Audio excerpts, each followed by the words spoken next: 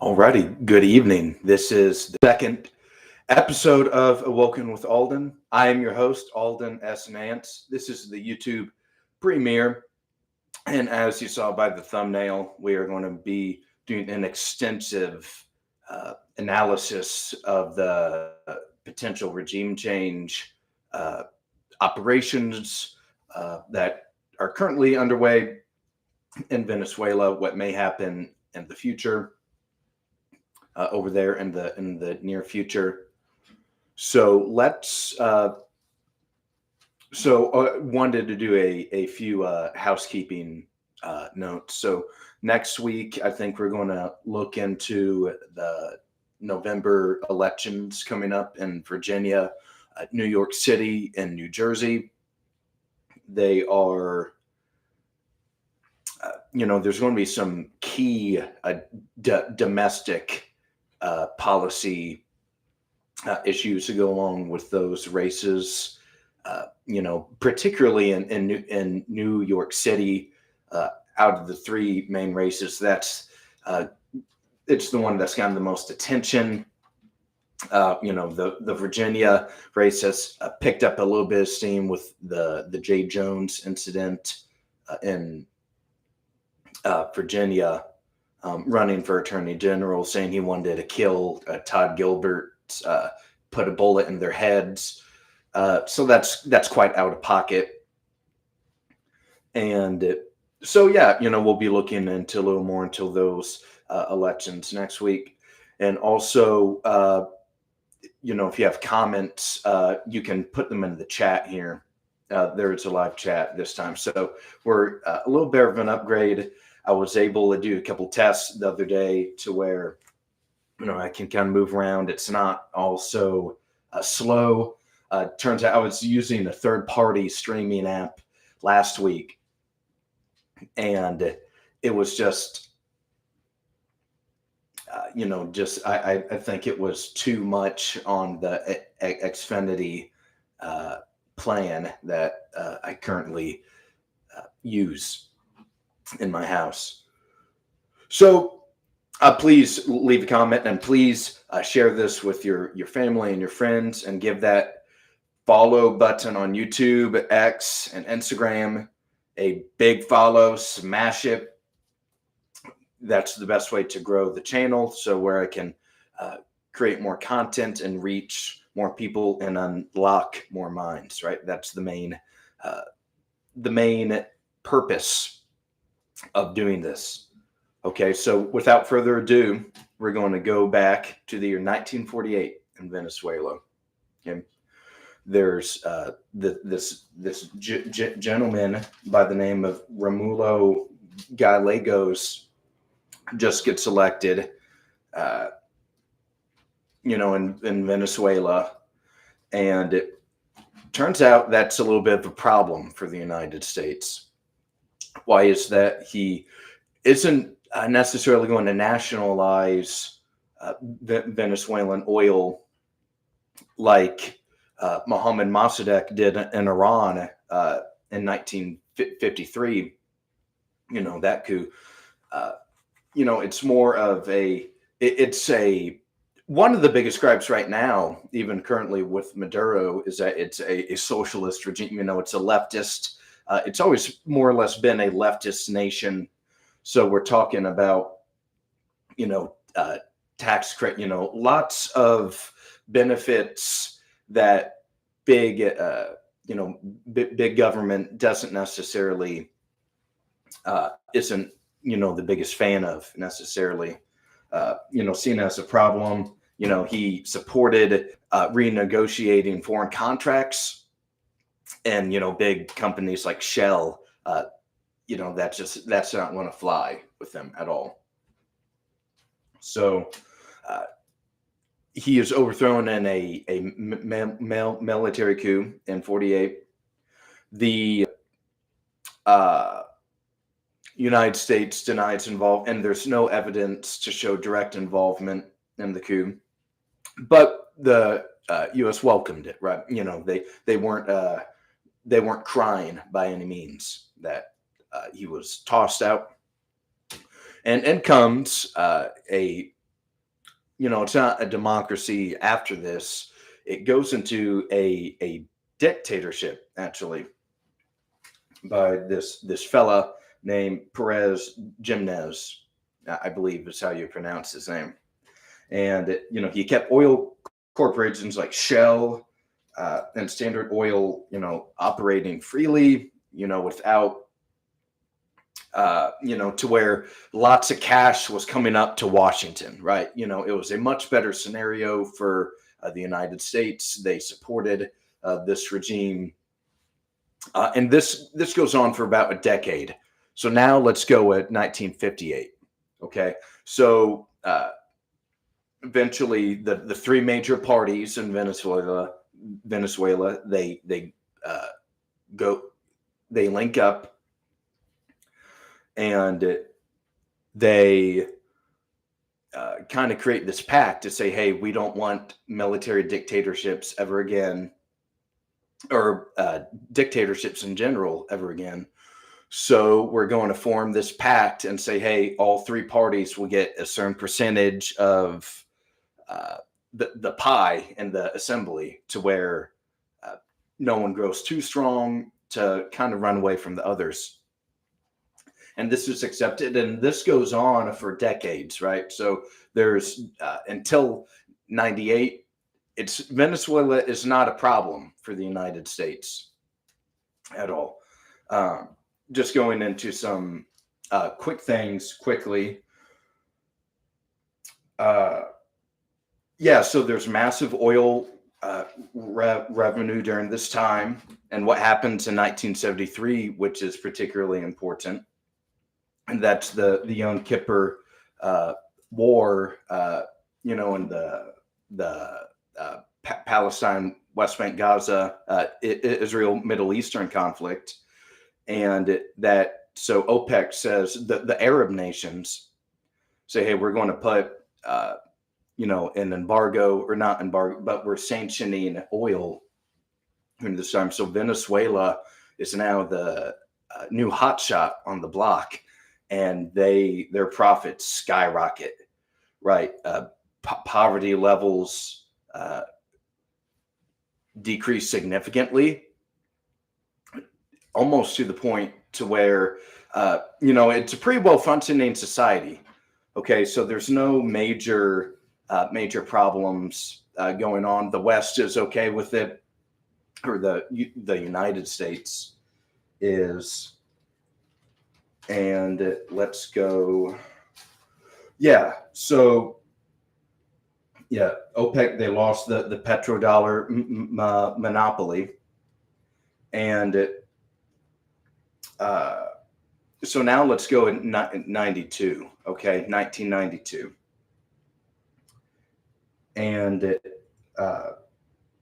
so Hugo Chavez, at the time, you probably heard his name before. He's the fella right before Maduro.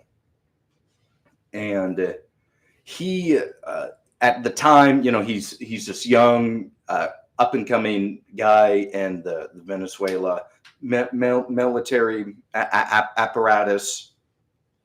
And there's this massive protest. So here, let me take a step back. So around a decade after the 73 oil boom, there's the oil crash. And there's not a huge amount of, profits from the oil drop significantly. As even today, Venezuela has the highest sheer amount of oil in the world, more than Saudi Arabia, Iran, Russia, all the major power players when it comes to possessing oil. And where was my point? Yes, so you have, it's so dependent on this one natural resource. 95% or so of all exports are oil. And so once it comes crashing down, they're in some serious trouble all of a sudden.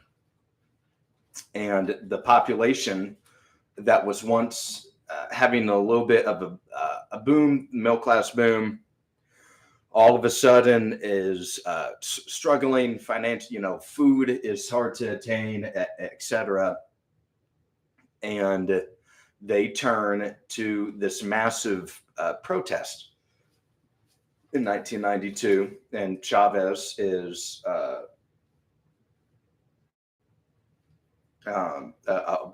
pardon me, in 88. Chavez, he attempts this.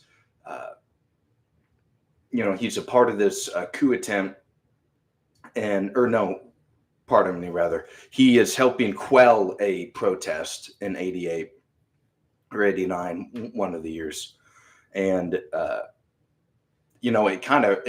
he goes back and says it radicalized me to see how much power, if government power expands too large and it gets in the wrong hands, how that can negatively impact the everyday Venezuelans and people in general.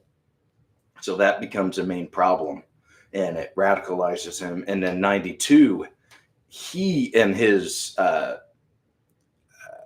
inner circle, helpers, fighters, etc., they attempt regime change, and it's ultimately unsuccessful. And he has this one line, "Por ahora," I believe it's pronounced, and that essentially says "for now," right? So like, and I'll be back, right? This makes all of his believers in the nation, like, they're all ultimately fired up by this, and they're just kind of waiting now, kind of seeing what's next after he's sent to jail for a period of time. I think it was only like 4 to 8 years, because he was pardoned, let out early, and that turned out to be a costly mistake, as he wins in 1998. He takes power, and so now that we've done a quick little recap of Venezuelan history, there, let's go to let's stick in 98 and really know a little more about Chavez himself, right? Like, so he's elected. What's one of the first things he does?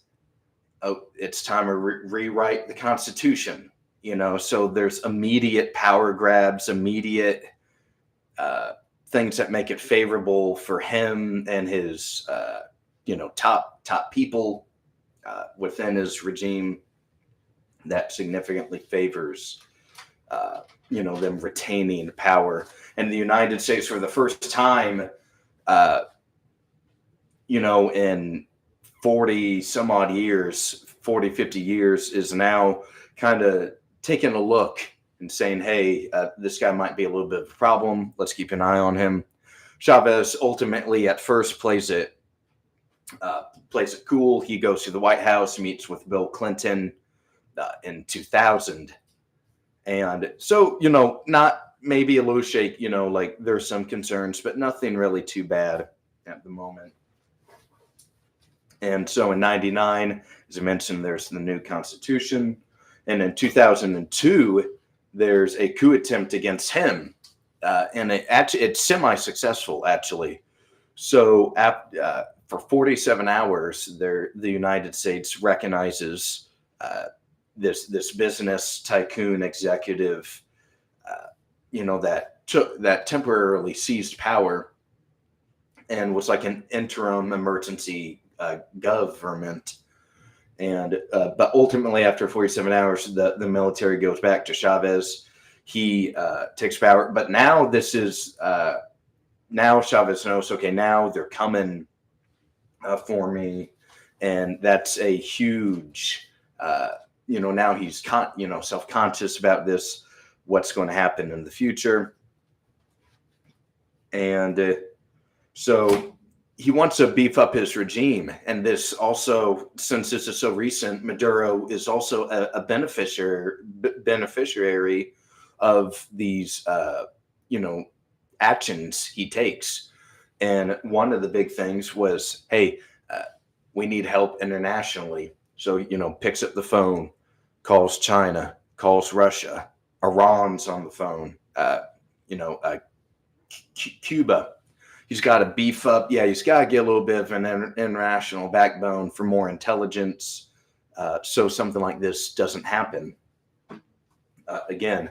And still, uh, you know, but over the 2000s, even though he's improving international relations, oil again declines. And as I mentioned a few minutes ago, without oil, the country really isn't anything at all. It uh, can't function without solid oil revenue and profits. And yeah, so that and later 2000s, early 2010s, he develops cancer. He dies a few years later in 2013. He's gone. Right. So quickly, you know, in just around a decade or so, he became this to where this problem that the United States is saying, hey, now we need to do something about him. So let's before we get into Maduro, let's kind of look at the chessboard right now. The cards that Maduro's next man at the poker table. You know, here's the hand he's being dealt, and here's what he has to. He knows there's pressure on this side. He knows there's stuff over here. You know, he knows there's they're going to start coming after him. So what can he do? So let's do a quick little prior into who Maduro is.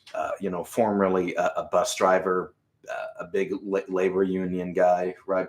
As I mentioned earlier, it's a leftist nation. So, you know, all stuff like that is quite prevalent in the, you know, in that nation. Yeah. And so let's go to around 2015. And this is probably where you, the viewer watching me right now, can probably remember a few, you know, kind of remember this live unfolding. It's really been the last decade is where it's become a huge emergency for the regime.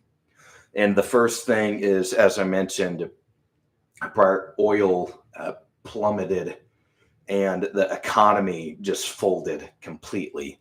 I'm sure you remember the photos of all of the, you know, the cash like in someone's living room. Like they used cash for wallpaper, for window blinds, for curtains, for about everything that you could think of.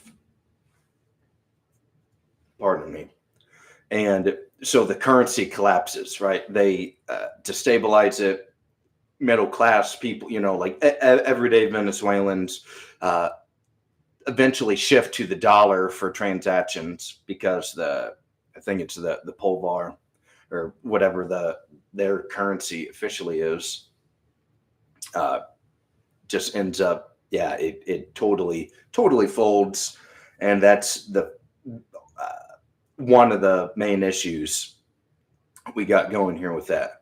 I'm sure you might also remember there were about 7 million people from the country that emigrated out of the nation, you know, going to other Latin American, other Southern American nations, many in the United States.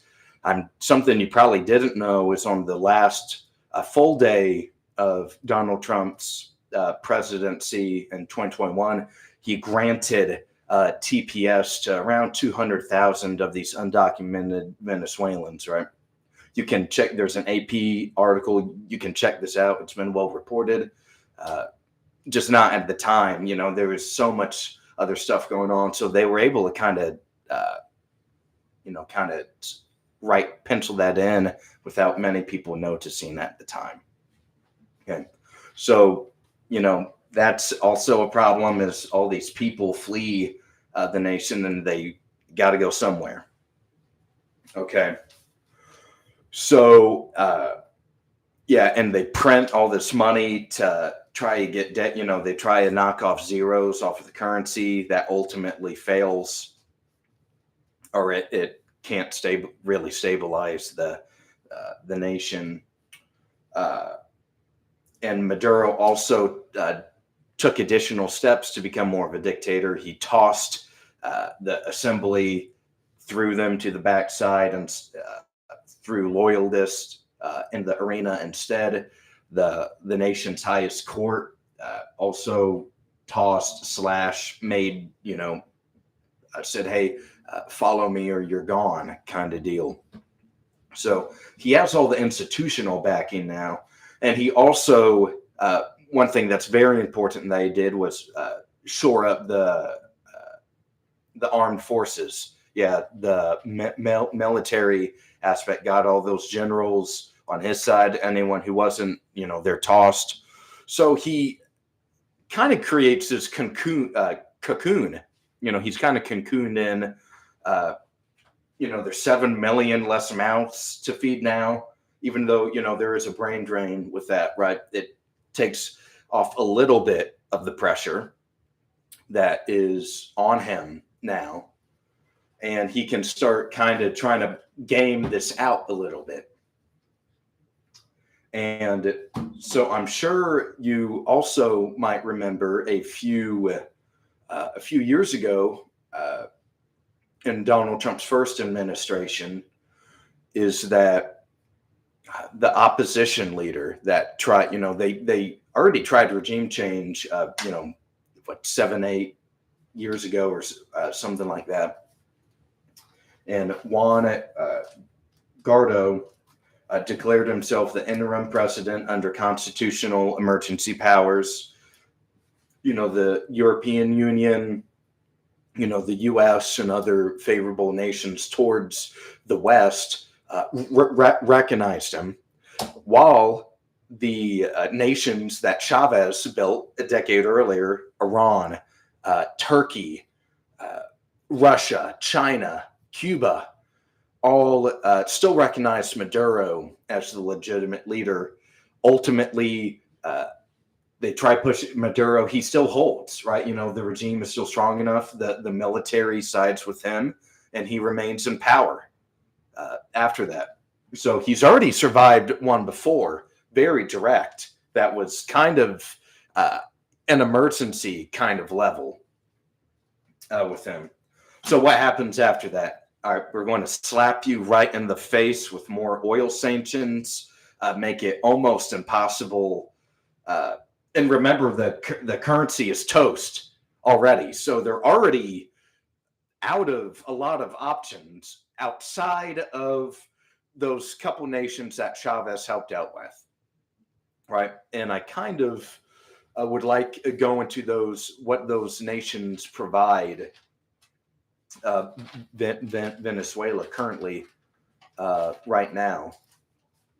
And let's go to, so Russia, actually, let's start with Cuba. So Cuba has a lot of intel and, military sharing, stuff like that.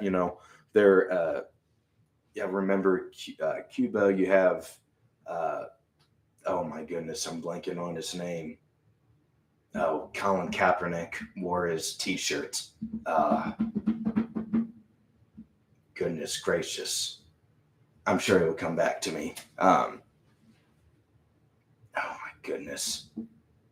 Now this is frustrating me. But let's take a second. Let's stop there and kind of move on from that.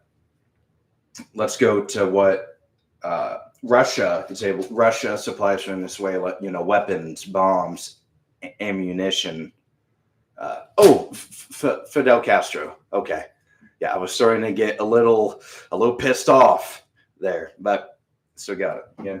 So you have the people like Castro in there, it's an anti-Western, stance, right? So, they have the common, commonalities right there.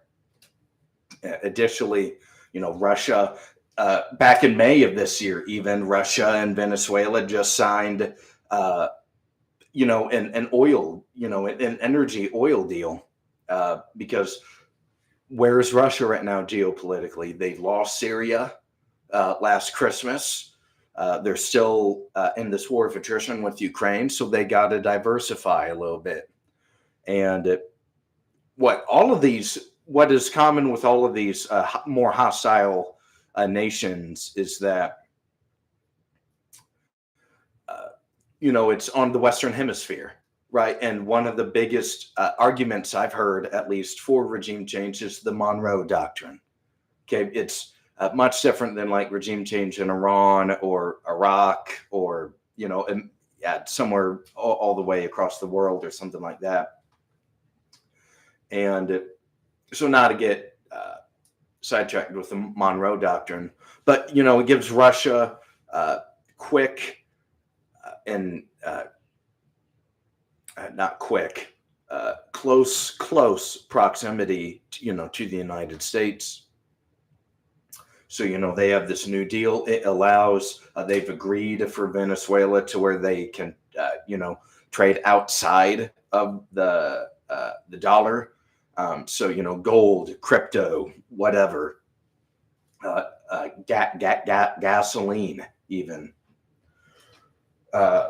China, big creditor of Venezuela, lent them a lot of money a while ago. They haven't taken on as many debts recently since from Venezuela, with the economic turmoil. But, that's also another nation to pay attention to. And additionally, you have the oil, right? China, they don't have, that in food. That's difficult natural resources for them to attain, right? So they need all the big oil states to help them out. And Iran. So Iran in particular plays a unique role with the relations with Caracas. That's where Venezuela, that's their capital city. So Tehran and Caracas, there's both of those nations have heavy sanctions placed on them.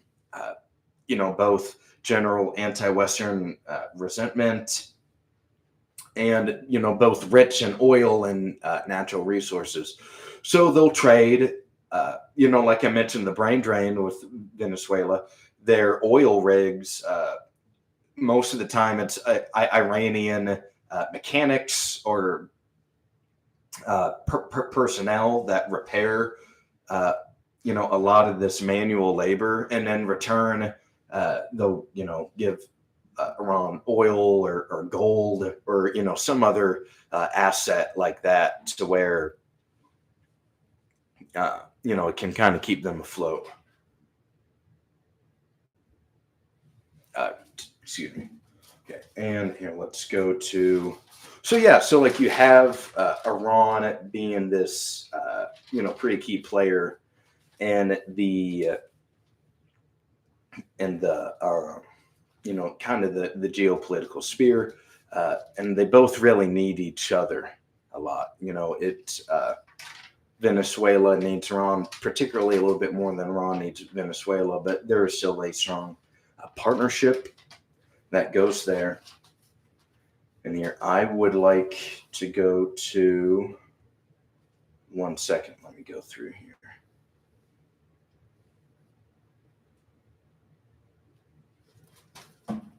Yeah. So yeah, so now we're basically at 2020.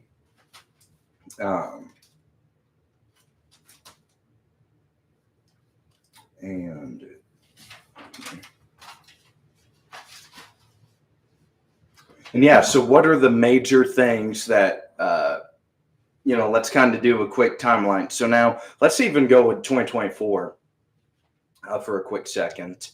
And I'm sure you remember the apartment complex in Colorado in the summer of 24, taken over by Trende Anagua. Those were the allegations, at least.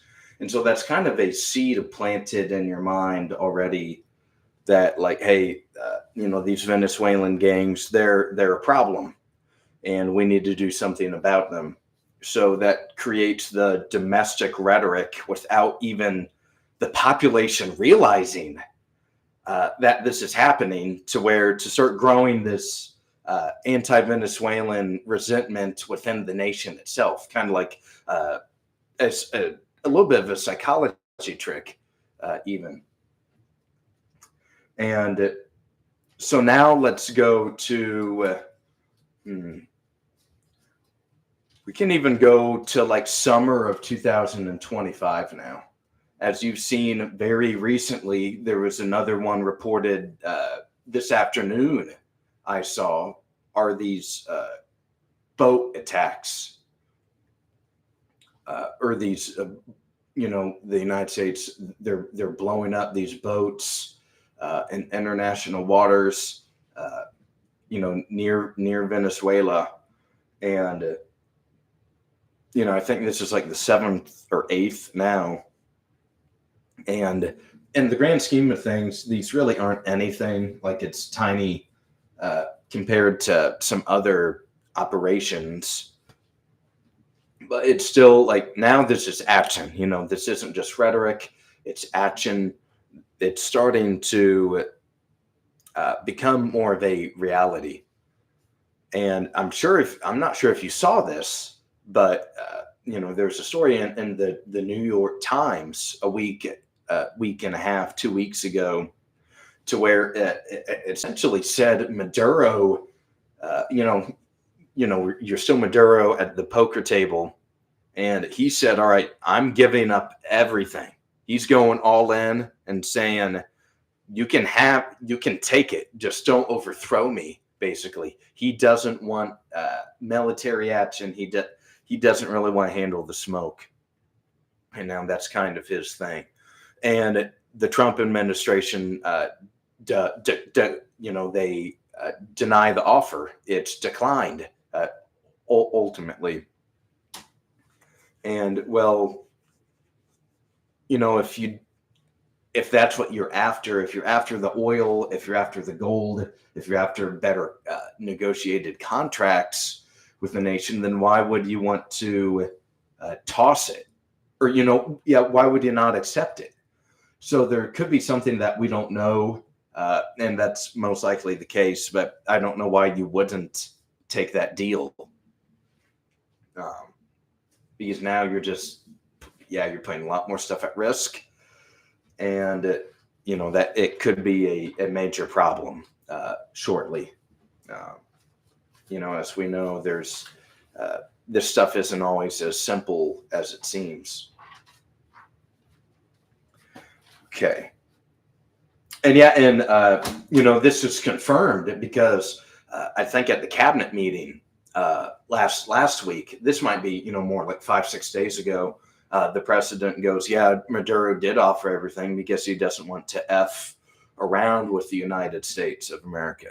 So it's a show of force by the U.S. to say, "Hey, we ultimately, don't care. We probably want to come in and try and overthrow you." And that's that, right? But also you can kind of see how this is being teed up.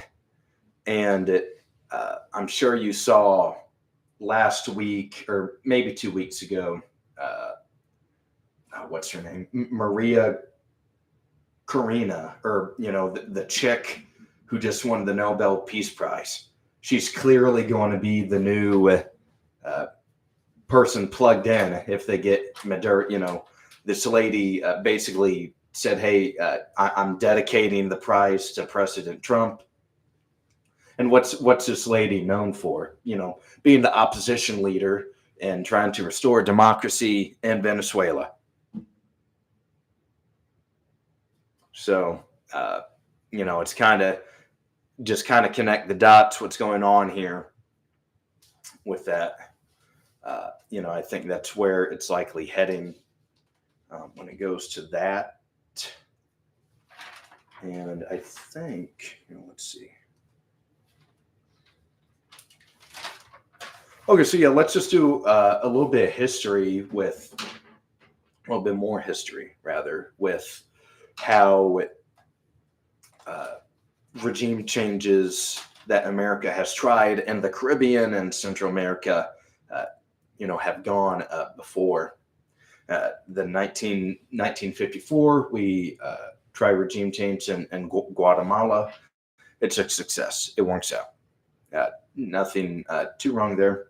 But as I mentioned a little earlier, Fidel Castro tried to get him in the 1961's Bay Pigs invasion. Ultimately, that isn't successful. So, 1965, there's a successful regime change in the Dominican Republic, and also a successful regime change in 1989 in Panama, and multiple successful regime changes in Haiti in 1991 and 2004. And it's the same poor guy. He's tossed out twice. Yeah, that's not very good luck there. And also in 2002 in Venezuela, didn't work out. Okay, so there's a mix, there's a little bit of a mix when it comes to, if they're successful or not. And like, and something else to also consider is that it's slightly north of the equator, so there's no winter, right? So that means it's always hot, it's humid, it's hot. The climate favors them in the sense that they live this year round. It's jungle, it's not the easiest terrain to necessarily invade from.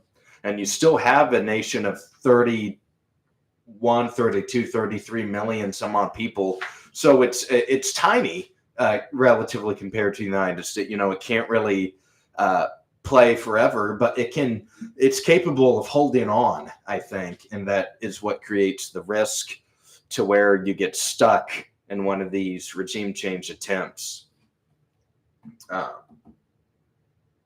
And yeah, so I guess now, since I've kind of delivered you the picture a little bit and what to, kind of a, prerequisite. I know it's a lot of information in a short amount of time.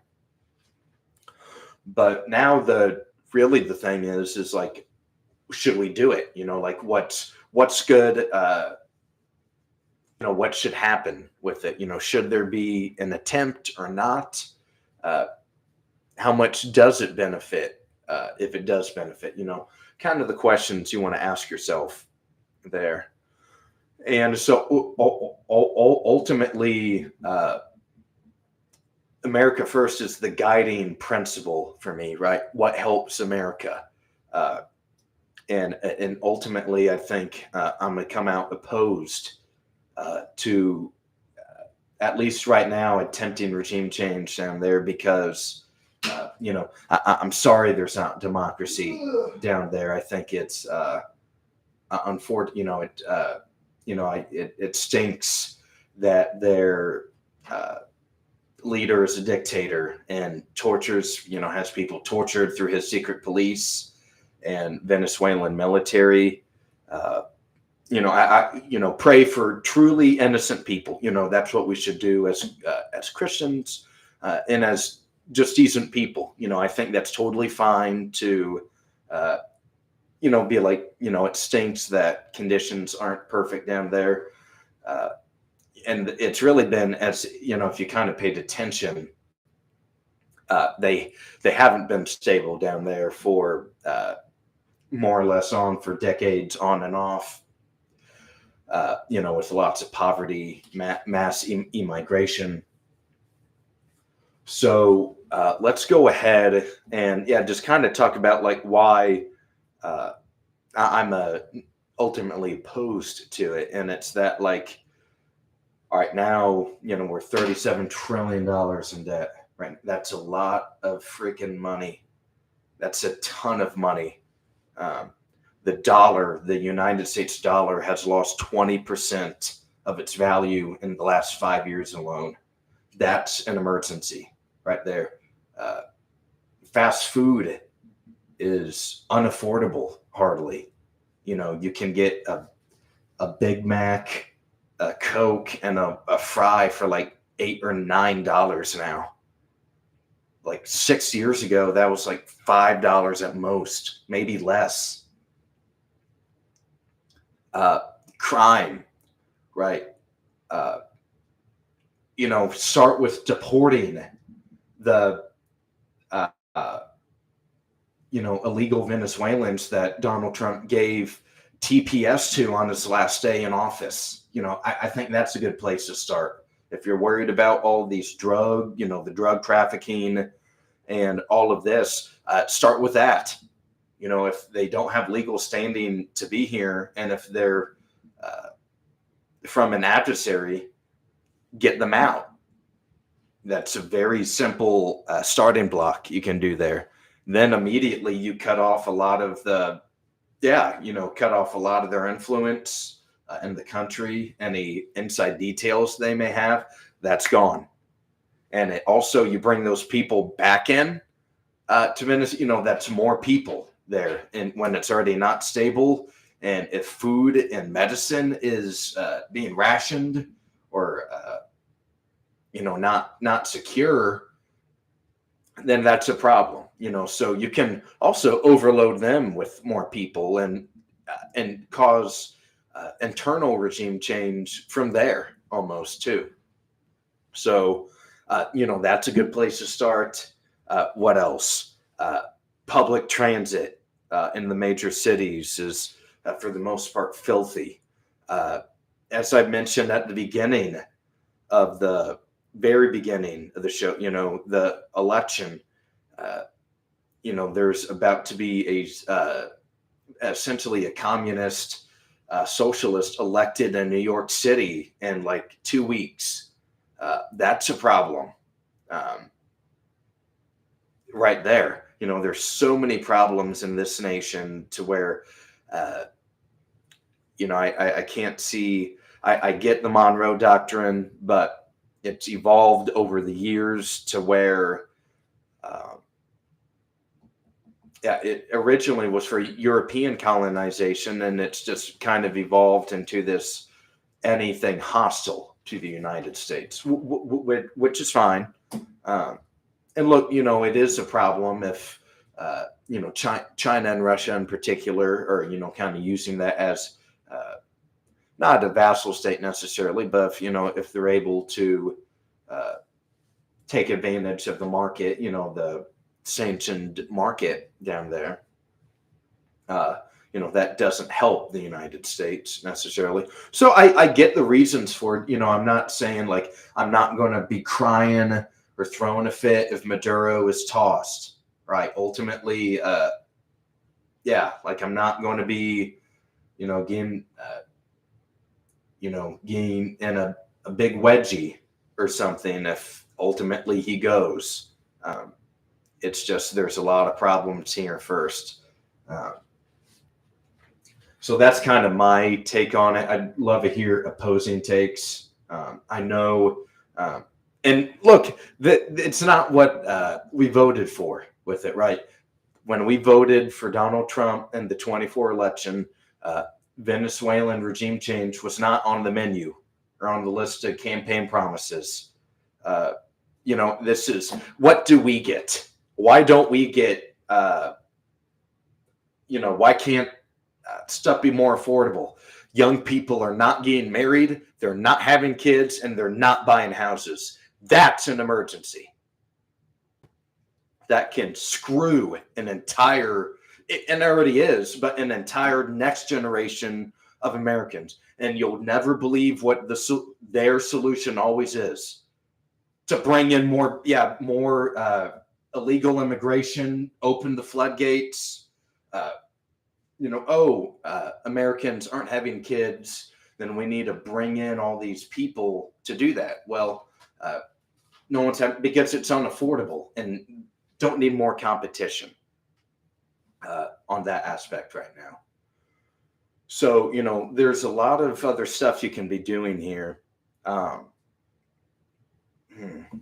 think that's big things I wanted. Yeah, those are the big things I wanted to mention with that. But it does appear that in at least an attempt for regime change is imminent, if it already really hasn't begun itself, uh, or already. Like, yeah, it's the CIA. Trump already confirmed the CIA. Uh, is already doing their operation there. But kind of just wanted to almost to go back to the point I was making a minute ago, like, the menu that we voted for Donald Trump for, a lot of the stuff, well, I'm talking about what we get, what do Americans get out of this, right? You know, why does the CIA, why do they get their, this has been a wish list item for a couple of decades now, since Chavez got in there. Why do they get their wish list item and no young people are being able to afford a home? Why do we have to bomb Iran? Why are we getting involved in all these conflicts when the core principle was America first? Why don't the citizens get something instead this time? So that's that's my main take with it. Um, yeah, I think I got all my major points I wanted to out. Um, I'm not sure if people can talk on here, but I'm happy to answer questions, or like if people leave stuff in the comments, I can make like last week we can go to the X space and talk about it more. That way, like you would be able to talk also, and not just like text. So I can wait a minute in here.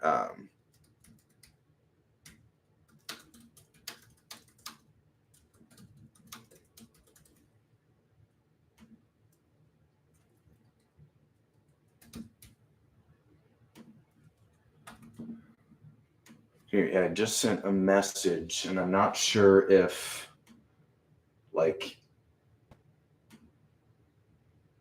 other people can, but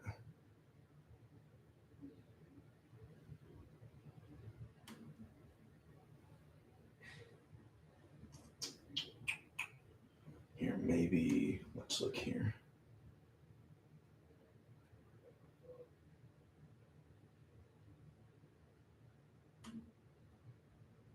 Um,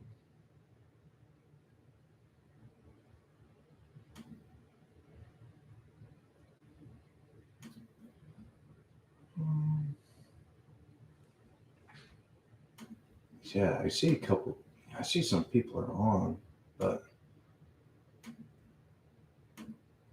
okay. Well, I'll wait another few minutes if more people join later um, for the chat. Here, let me.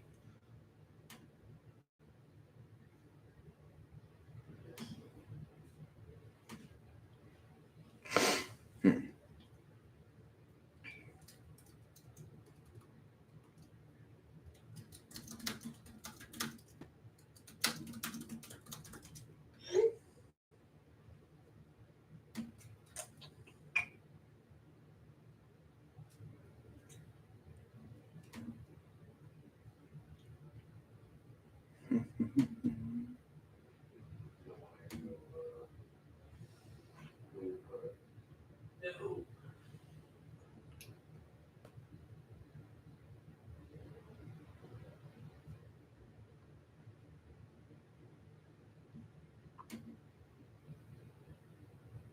Yeah, it's on.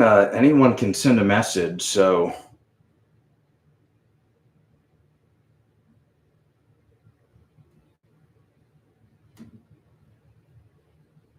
yeah, I think you just have to see if you can put something in the chat. There's no restriction on the chat, but just had a question texted in though from a fan. Uh, the question being, what is the near future for the people of Venezuela? Well, that's very uncertain generally at the moment, as it's kind of tense, right? We've seen some images of these. I'd say another interesting thing about Venezuela actually is that there's this strong. They do have a strong sense of nationality, to where that they have these. I think it's called colivars or something like that, and it's basically these like military neighborhood, many militaries, that kind of made up of citizens, like grandmas are out there, uh, carrying machine guns and whatnot. So it's like it's an all-in effort, and to where most of the main descent uh, left in the mass immigration, the people that couldn't stand it or hated it have already fled, right? There's definitely still some opposition, but Maduro, as has removed a lot of opposition people, whether they're running for office, running for president. He's banished them from running, banned them, exiled many of these people. Like, for example, I believe because one of the main things that the U.S. is trying is that they say the 24 election was fraudulent. It wasn't real. The EU and the United States don't really recognize Maduro as the legitimate leader right now. So that's kind of what they're going through right now, is that it's already really broken. So the people, there's going to be some, in these neighborhood militaries that fight. But, if there is regime change and it goes ugly, there could be another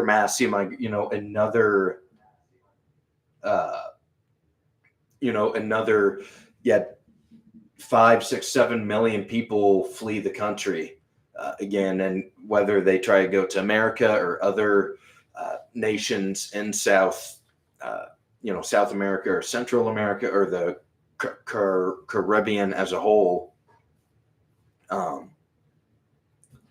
That's kind of what we're going to be seeing right now.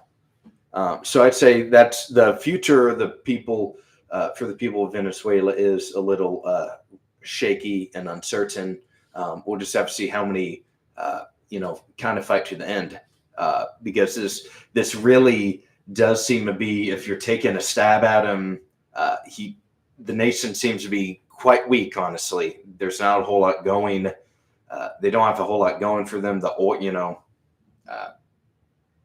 The amount of barrels per day being exported is significantly lower than it was even 5 years ago. Now, there's not enough money. The currency hasn't recovered. They're still using crypto and gold for most international deals. So that's the current state of play for them right now.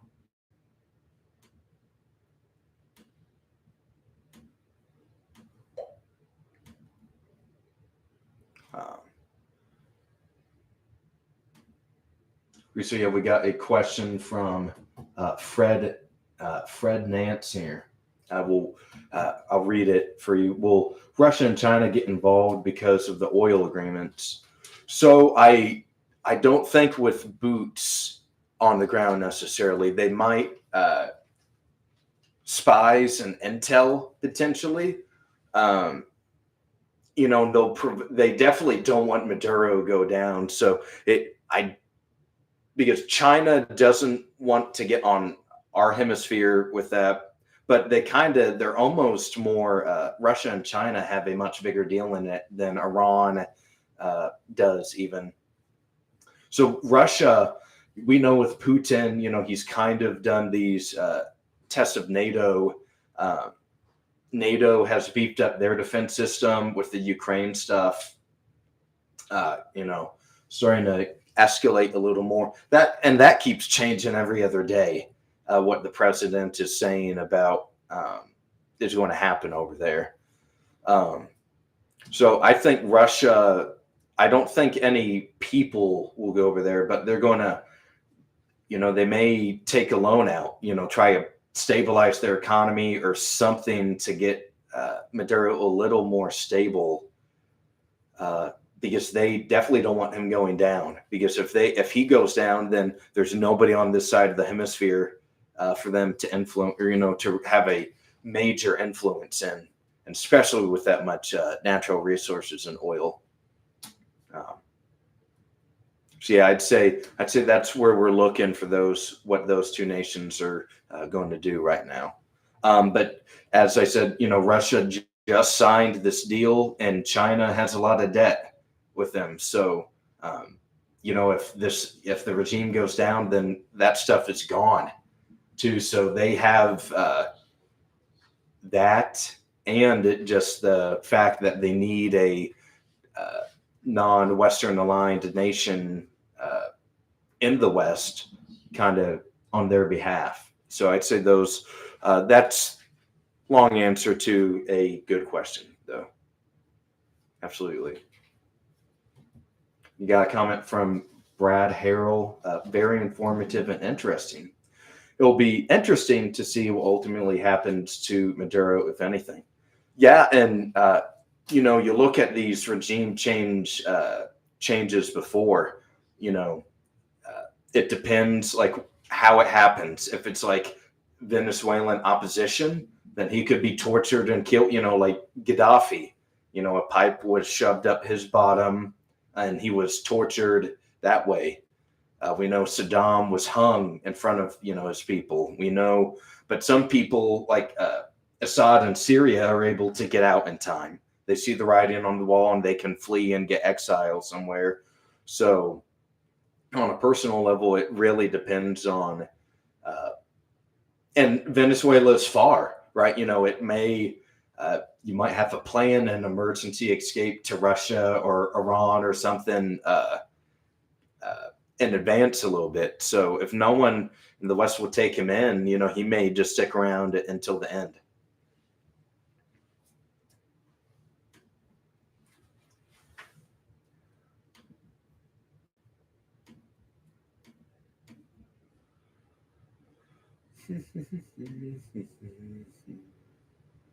Yeah, if anyone else has, I can stick around here a little bit longer, answer more questions.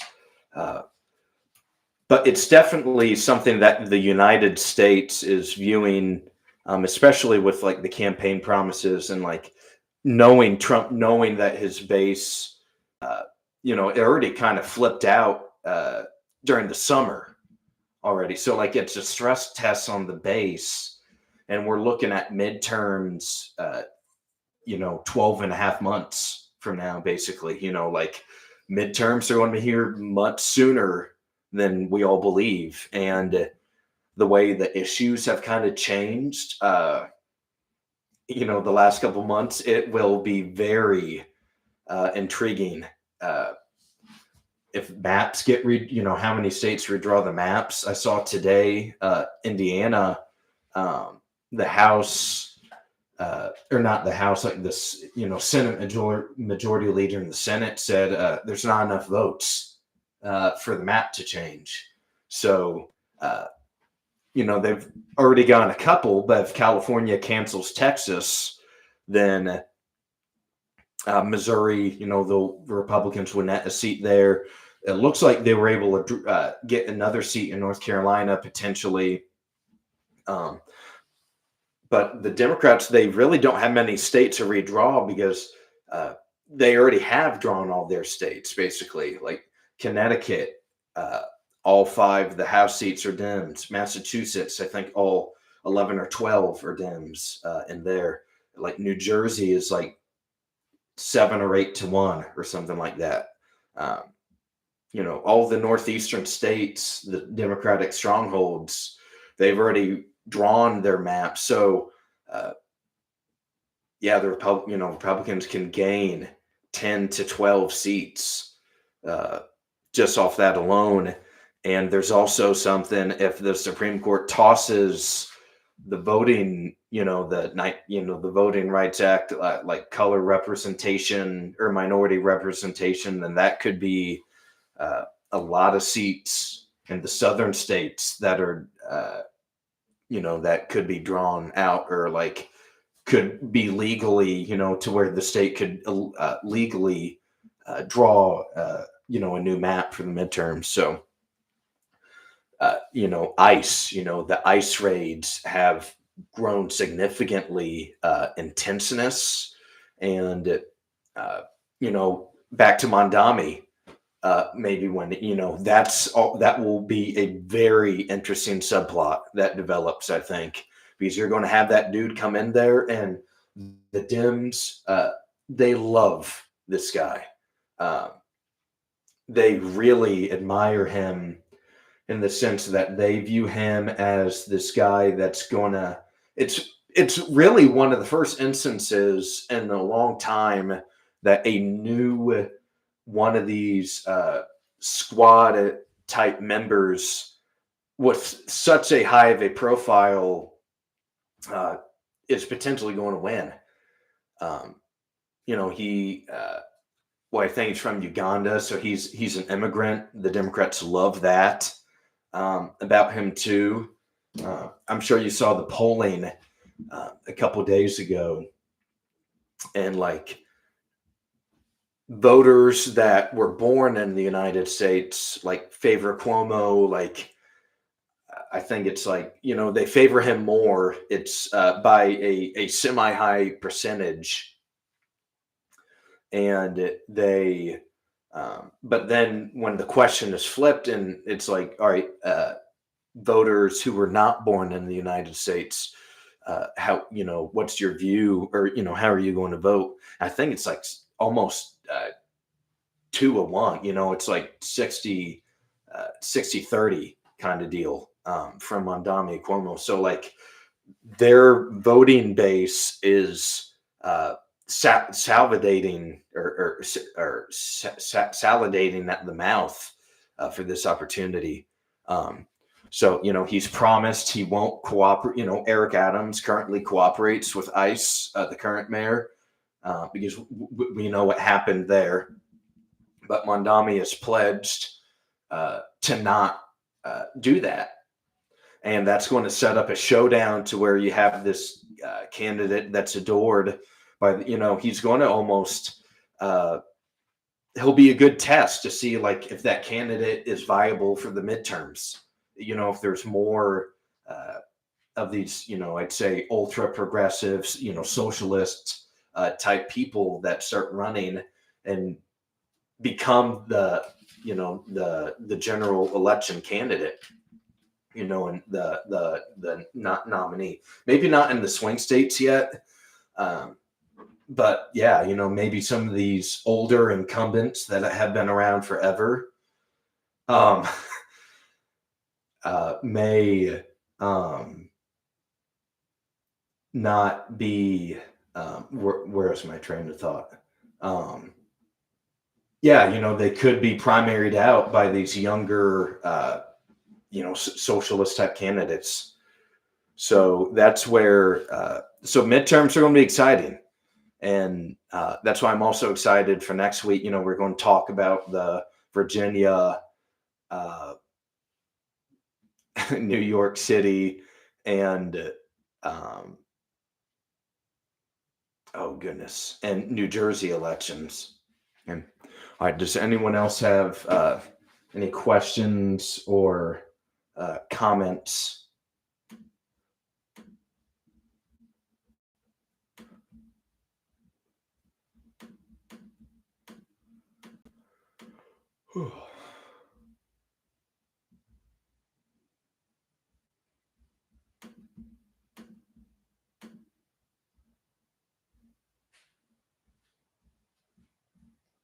I can wait another moment, couple minutes or so, and if the commenters want, I'll type this so people can see it.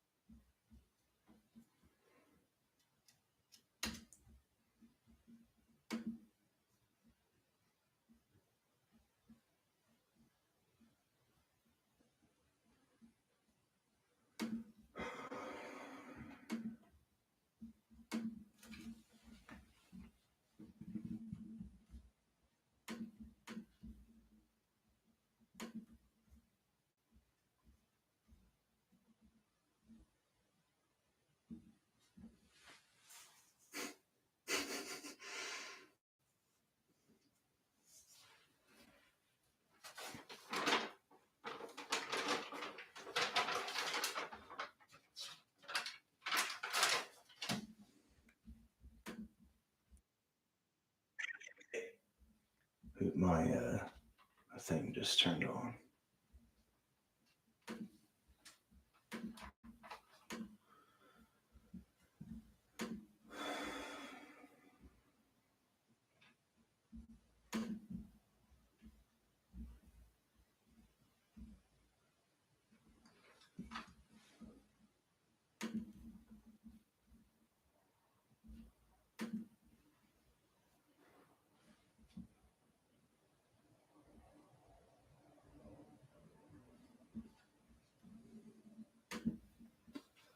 Righty, well, I think I'm a call it here. But no, and I'd say here let's do a few end of episode like housekeeping things. So what I'm gonna try to start doing is be a little more active on the social media platforms during the week. Ideally, can start getting some people on and record an interview and then post it, like maybe on a Friday or Saturday or Monday or something like that, to where there's some content for you during the week. And I can also try and uh, have like short little videos, kind of recap what we discussed for this week's episode, and just more content that way. um, but yeah, if you have any suggestions, please leave them in the comments. Please share this video. Please heart and like and subscribe to the channel. uh, and you have been awoken with Alden. Good night. Much love. Pray for the innocent out there.